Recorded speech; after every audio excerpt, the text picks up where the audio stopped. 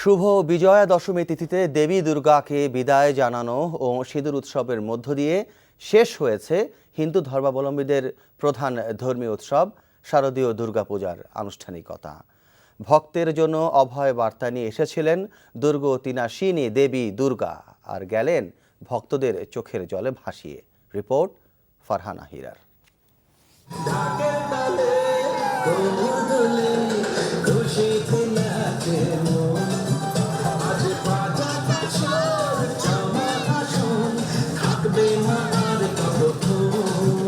অবিরাম ডাকের বাদ্য, শঙ্খ আর উলুধ্বনির মধ্যে চলে সিঁদুর উৎসব।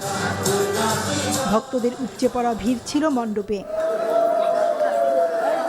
দুর্গার চরণে ভক্তি নিবেদন শেষে তারা একে অন্যকে সিঁদুর পরান। সিঁদুর খেলা আর মিষ্টিমুখ করানোর উৎসবে মন্দির প্রাঙ্গণে যেন বাঁধ ভাঙা আনন্দ, অথচ এর মধ্যেও যেন বিষাদের সুর বাজছে। কারণ মা দুর্গা যে ফিরে যাবেন তারই আনুষ্ঠানিকতা চলছে মণ্ডপে মণ্ডপে।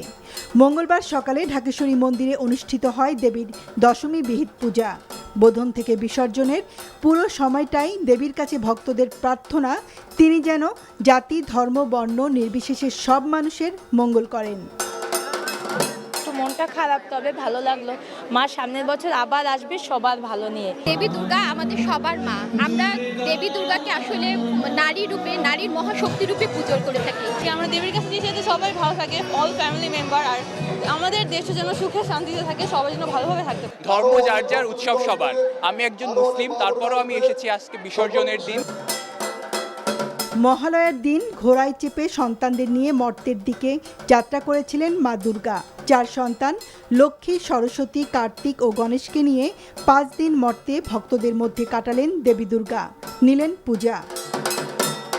যদিও মা আপাতত দর্পণ বিসর্জনের মাধ্যমে বিদায় নিলেন, এই বিদায় নয়, মা সার্বক্ষণিক আমাদের হৃদয়ে থেকে সমস্ত সময়ে আমাদের সমস্ত বিপদ থেকে রক্ষা করবেন এবং আশীর্বাদ বর্ষণ করবেন।